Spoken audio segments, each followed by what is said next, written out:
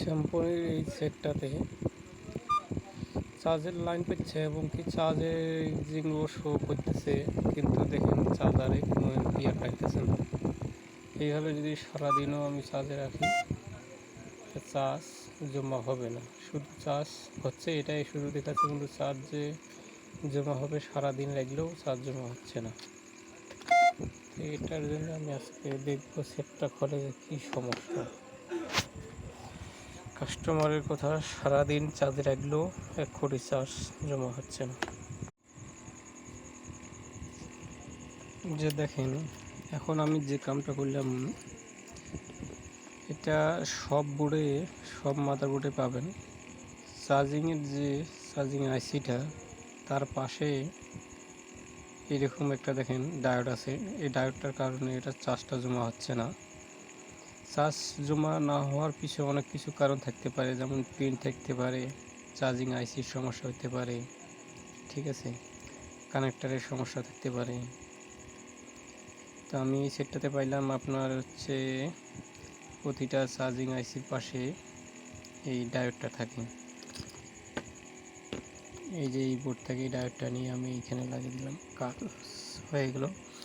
আরেকটা জিনিস আপনাদেরকে বলি, যখন দেখবেন যে চার্জ হচ্ছে না, একটা জিনিস খুব মানে আগে দেখতে হবে, বেশিরভাগ সময় চার্জিং পিনটার জন্যে কিন্তু চার্জ জমা হয় না। সেক্ষেত্রে দেখে নেবেন, যেমন আমি এখানে যদি কন্ট্রাক্ট করি চার্জিংয়ের এই ডায়োডটা যদি আমি কন্ট্রাক্ট করে দিই,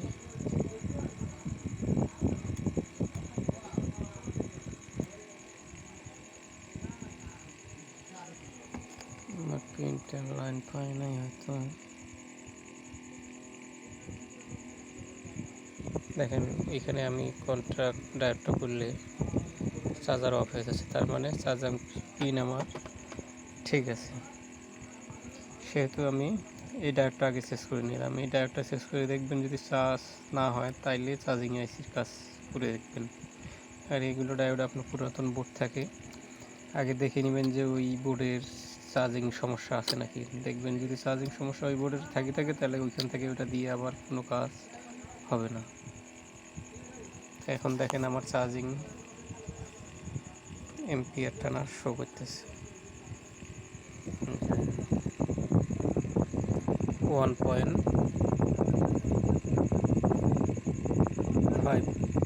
এম্পিয়ার, 2.5 টাইপেছে। এখানে যদি আমি ব্যাটারি